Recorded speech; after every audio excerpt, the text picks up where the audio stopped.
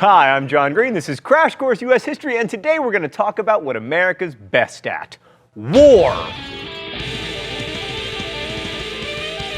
As an actual war, the War of 1812 was something of a farce. Let's go to the thought bubble. The U.S. Army numbered 10,000 to 12,000, and its officers were sunk into either sloth, ignorance, or habits of intemperate drinking. The U.S. Navy had 17 ships. Great Britain had 1,000. Also, America had very little money. Britain collected 40 times more tax revenue than the U.S. But Britain was busy fighting Napoleon, which is why they didn't really start kicking America's butt until 1814, after Napoleon was defeated. Napoleon's defeat was also the end of the practice of impressment, since Britain didn't need so many sailors anymore.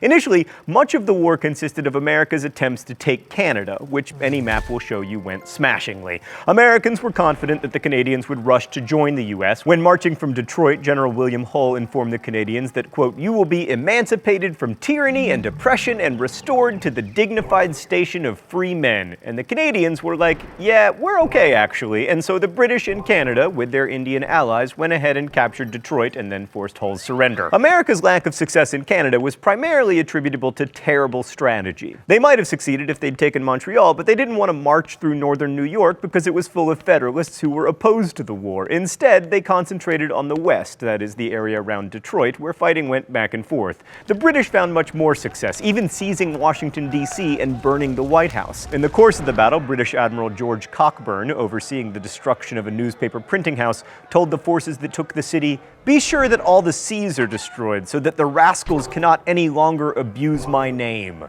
It's hard out there for a Cockburn. Thanks, Thought Bubble. Given these problems, it's amazing there were any American successes, but there were. The battleship USS Constitution broke the myth of British naval invincibility when cannonballs bounced off it and earned it the nickname Old Ironsides. Oliver Hazard Perry defeated a British fleet in, of all places, Lake Erie. At the Battle of the Thames, William Henry Harrison defeated Tecumseh, and the Battle of Horseshoe Bend showed one of the reasons why Indians were defeated when Andrew Jackson played one group of Creeks against another group of Creeks and Cherokees. 800 Indians were killed in that battle. And speaking of Jackson, the most notable American victory of the war was the Battle of New Orleans, which catapulted him to prominence. He lost only 71 men while inflicting 2,036 British casualties. Of course, the most memorable thing about the battle was that it took place 2 weeks after the peace treaty ending the war had been signed, but hey, that's not Jackson's fault. Again, no Twitter, hashtag 1815 problems. The Treaty of Ghent, which ended the war, proved just how necessary the war had been, not at all. No territory changed hands. When negotiations started in August 1814, the British asked for northern Maine, demilitarization of the Great Lakes, and some territory to create an independent nation for the Indians in the Northwest,